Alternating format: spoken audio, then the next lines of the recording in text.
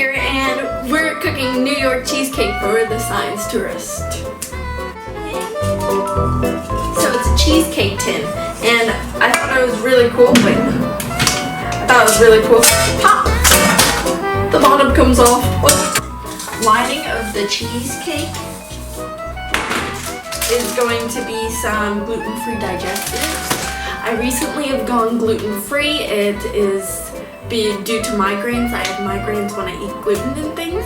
So this is just alternative digestives. So you can use wheat digestives.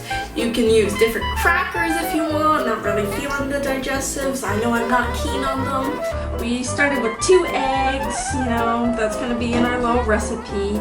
We got our vanilla extract. We got some fresh cream. Scottish single fresh cream. We got some Kerrygold butter, which is all time my favorite butter.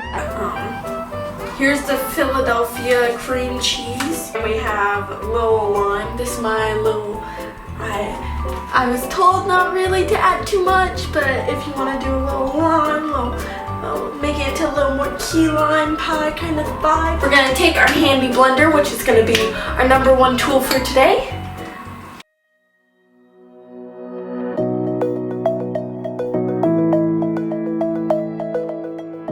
This is Holbrook with the Science Tourist, and we're with Professor Dr. H. Michael Gelfand. Hello. And you're a professor where? I teach at James Madison University in Virginia. And you're a historian. Yes, I am a historian.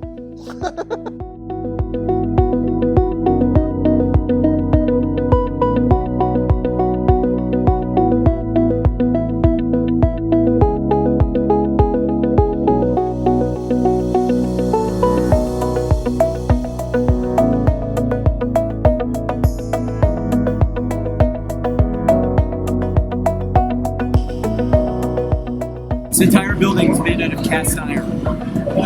Of buildings? It's pretty cool.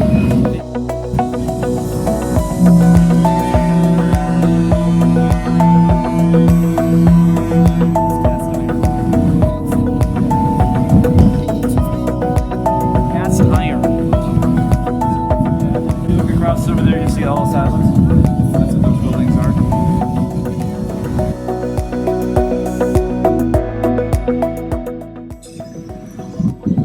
Built, that was the tallest thing in the entire Western Hemisphere.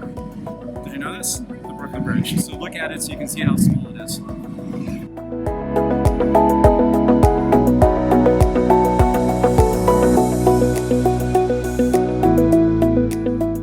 So the Brooklyn Bridge is a hybrid of cable stay and suspension bridge.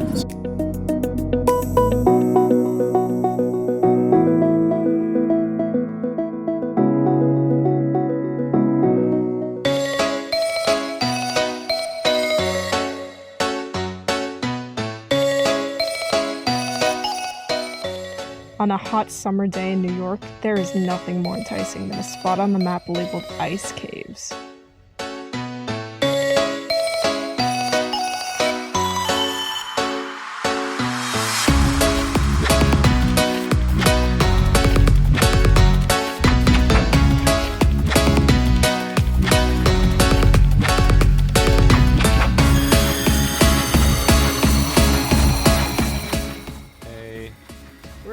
We're at the Ice Caves in the Catskill Mountains.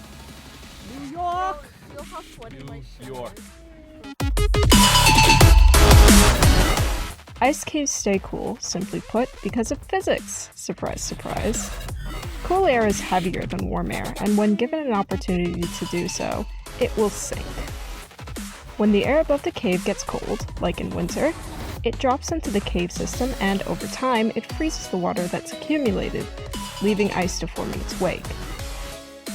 This doesn't happen with just any cave system, though. Only caverns with specific airflow patterns can experience this phenomenon.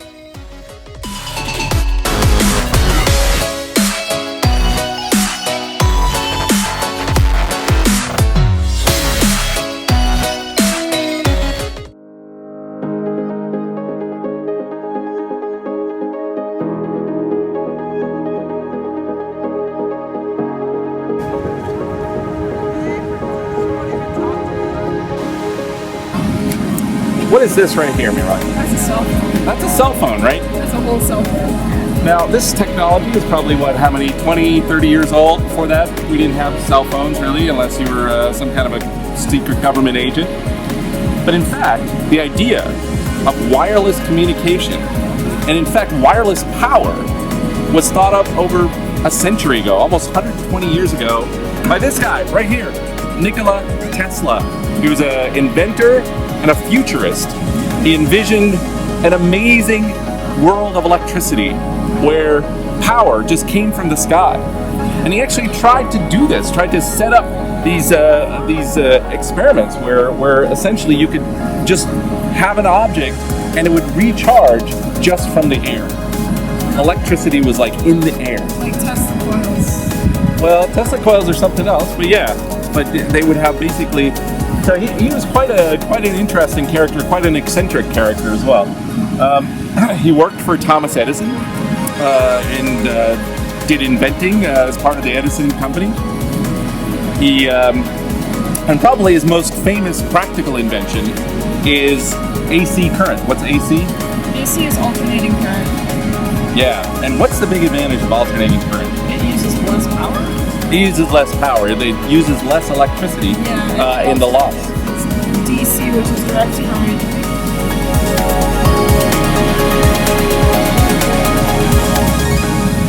We're gonna grind up some digestives.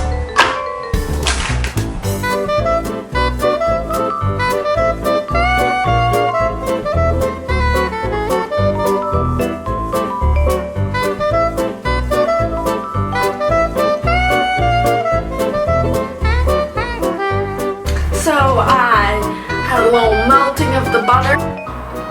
We're gonna just, whoop, that's sad how much butter it is. Okay, we might alter the recipe because you know I never stick to the recipe. My recipes might turn out better if I stick to the recipe, but it's just not as fun. It's like following rules. I'm a born rebel. Okay, let's go.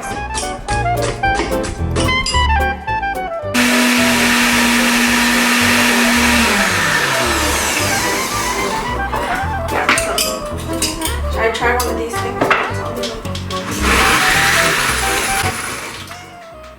Don't tell Jarita I did that. Okay, our little secret.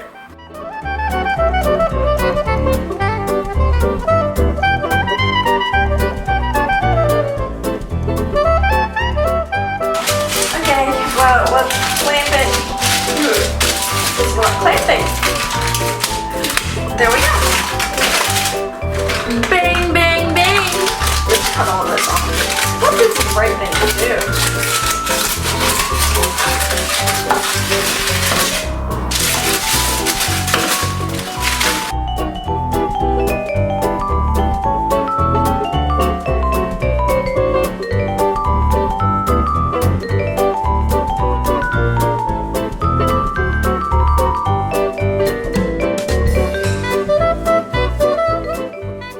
We need to put this in the oven for 10 minutes. Set timer 10 minutes.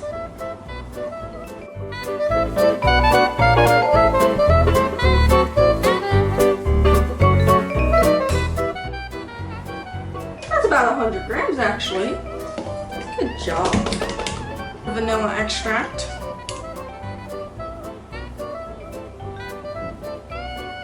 Everybody does the lid thing. Don't be coming at me saying, oh, that's not a proper measurement. We all know we do the lid thing. The thing, it's a thing. Okay, so we're gonna little zest it.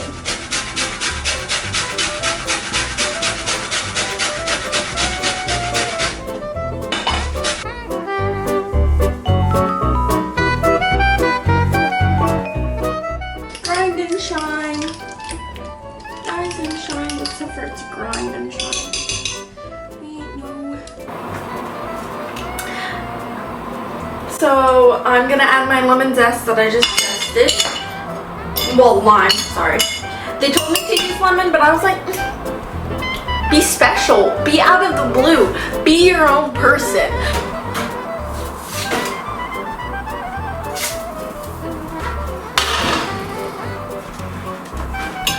I took my Crust off.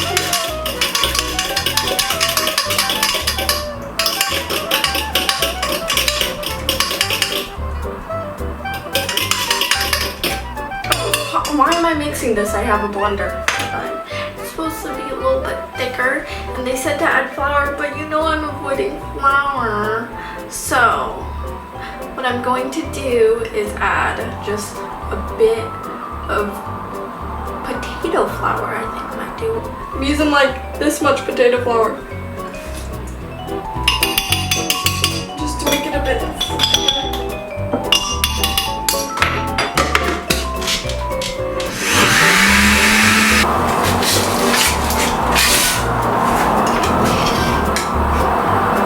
Do a little slow pour.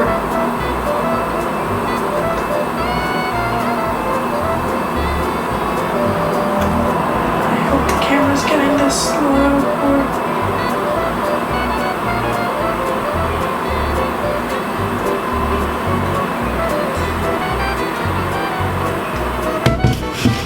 How perfect. Ow, that's hot. Actually, it's not that hot. Weird. Okay, well. Okay. Add suspenseful music right now. I think it's leaking. What do I do? What do I do?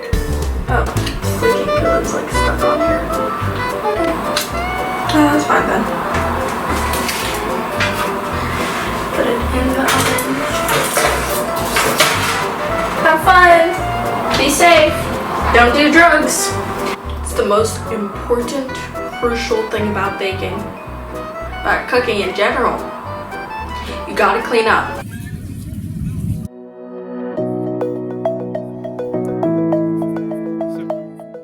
Down here in what most people call a moat is technically called a covert, and it is this space between the rest of the island and Fort J. And what I like about being down here is no matter which way you look, you can get a sense of sort of the size and the scale of what you're looking at, and you can understand how you're looking at a star-shaped fort. And it's also kind of really cool because you're looking over there, you're staring at Lower Manhattan, so it's also kind of interesting to be in a fort that's hundreds of years old, standing and looking across the waterway all of this modern modernity, architecture. Yeah, but even though we're not supposed to be touching it, but you really get a sense of this craft and skill of being a stonemason and being able to craft it. And if you look, you'll see that a lot of the stones are staggered, and some of them have these very interesting shapes. For example, this one right here, where it's sort of notched. And the reason for doing that is that by having the irregular shapes, you make the structure of the walls much more sturdy and be able to stand up to being hit by cannonballs. It's pretty cool. Cannonballs. Yeah.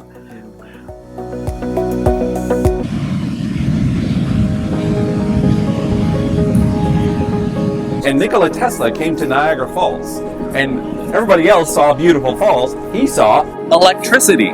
And he was part of the Niagara Falls hydroelectric power project, which was the first hydroelectric plant in the world.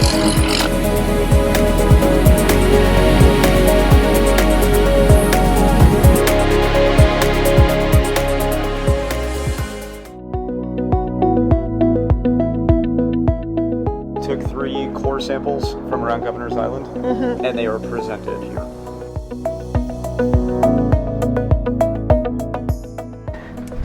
So these 3 things you're looking at are designed to look like just the path of rock, and then how a mosquito would fly and how a hummingbird would fly. So the tops of the 3 cores are right there. So you're looking at the present, and then they're going to go back millions of years. Yeah, so Samir, by the deal I was just telling your mom is the way that these are arranged are to mimic the flight patterns of a mosquito and a hummingbird. So the one that goes straight back, that's just the one that's made to just look like rock. So, anyway, so that's what you got here. It's pretty cool. For the public to come in and see a bunch of ammunition storage units inside of this colonial fort, no one would care. Yeah. But it lets you come in here and engage with the space in a way which is kind of interesting. Yeah, it is. And so what's really cool when you come to the ends of these, what do you see? you start to see all these beautiful granites that are, like... There's another layer of clay. This is sandstone. Yeah, there's a lot of, well, sandstone you probably notice is what a lot of the stuff here is, but there's like the micas. Mm-hmm. These are old. And then you will go into these beautiful granites. Yeah. It's along the mosquito flight. So all of a sudden you go from clay to dark granite to this lovely rosy stuff. Nice, huh?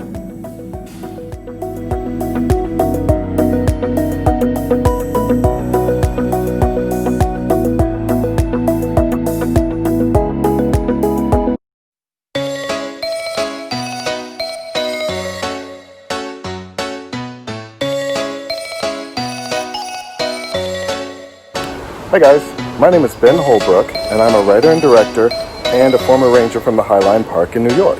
It still surprises me how many people don't know that there's a park spanning 1.5 miles long that stands 3 stories in the air on the west side of Manhattan.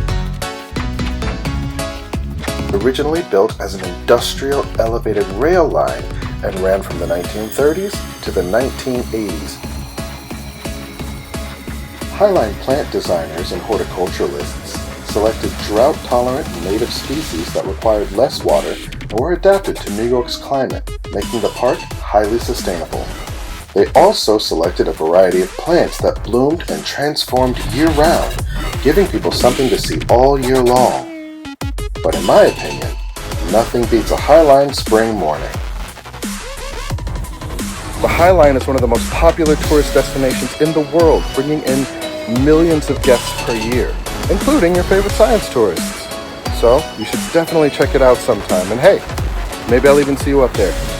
Bye guys.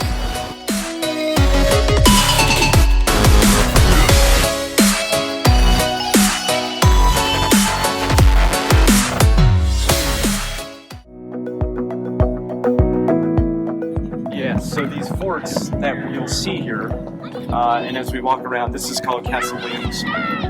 They were built, this is all the technology of cannon fire. So this is the reason why the British ended up not invading New York City during the War of 1812, because this was so heavily defended.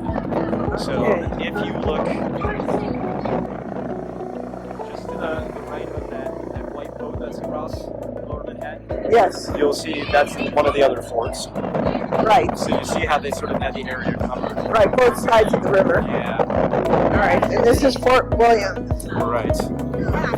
And so you can see the way the windows are open. This was designed obviously for cannons to fire off of it. 3 levels of cannon. Okay. And this is built with, as you can see, with sandstone blocks. Were these brought in for it, or did they quarry them here? That's a good question. I don't know the answer, but sandstone is the sort of local building material around most of this area. So it stands up pretty well. It absorbs shock and cannon fire pretty well, although this was never under attack. And so this is the lower Hudson River where the New York Bay is starting. So the Statue of Liberty, which is... yeah, there it is. I forgot the name of the island, but you can see at the bottom, you can see that star-shaped fort. And then the next one was over here on Ellis Island. Right. And then the next one was across the river here in Manhattan. And then you had And then we have Williams Fort. J. And so having all of those protected with cannon fire, all of this waterway from invasion of the British. Right. So it's a pretty inventive system, and it worked because none of this was ever fired during the War of 1812. So yeah, so unlike so it was too heavily fortified. Right, and it was a great deterrence to the British. So unlike Baltimore and DC, New York wasn't attacked by the British during the war. Okay. Yeah, so it seems to have worked out pretty well.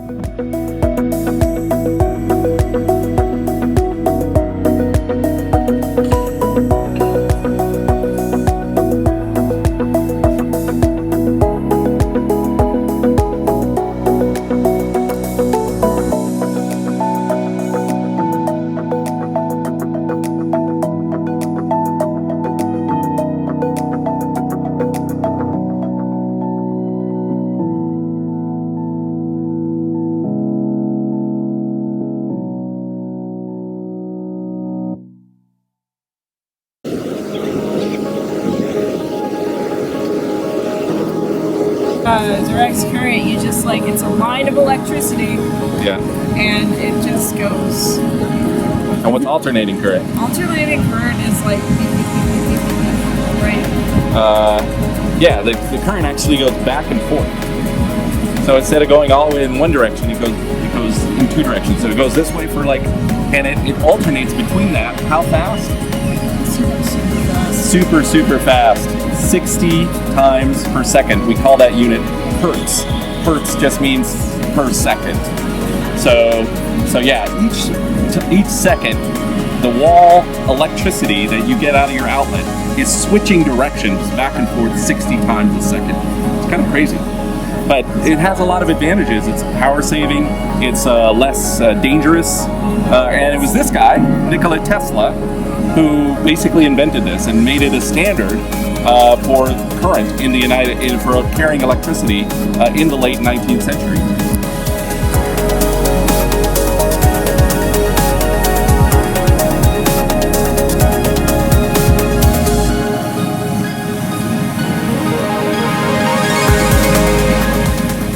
There was this war of the currents, and on the one side was Thomas Edison, who favored direct current. Simple, easy, you throw the electricity down, it goes to the other side, you use some of it for power. On the other side was his former employee, and now turned rival, Nikola Tesla. And Nikola Tesla favored alternating current. And he demonstrated through a series of experiments that alternating current used less power for transmission and, in fact, was safer.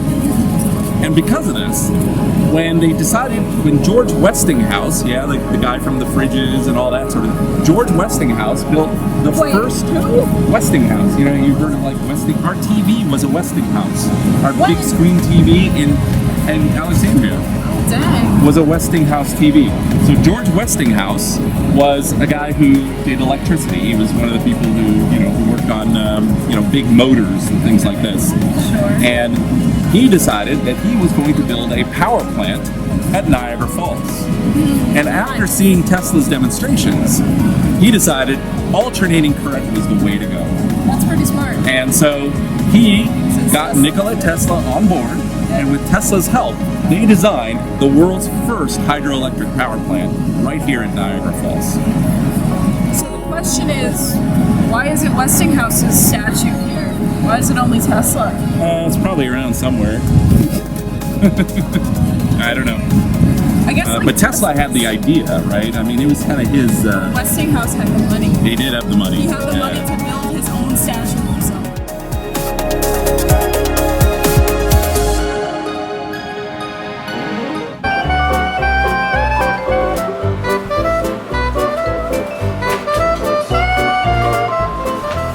I'd like you guys to see, right? Everybody move away. Okay. Here's the opening. 1, 2, 3. Oh, wait. We have the technology.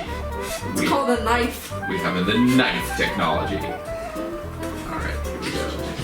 That looks awesome. What? That was almost right. Yeah, it looks pretty good. Pretty good. Okay. Cutting. Here, let's look at it this way. Okay. Now it's perfect. Yeah, that's pretty perfect. Cutting of the cake. Oh, very sweet. All the recipe, basically. Woo! I made a cheesecake. Yay! Let's serve it up. Bravo! 3. 2-1. Wait. I'm not ready yet. And it's gluten-free. Did you talk about it being gluten-free? Oh, yeah. Ooh, nice. Whoa, that's nice. That's a nice New York cheesecake.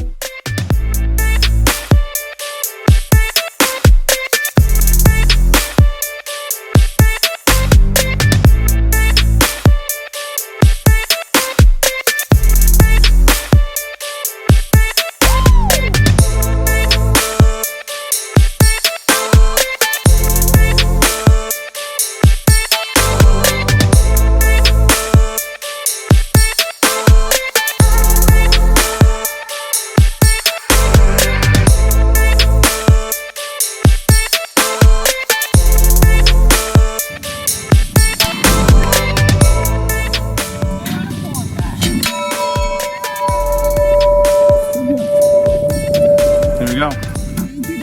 Isn't it exciting?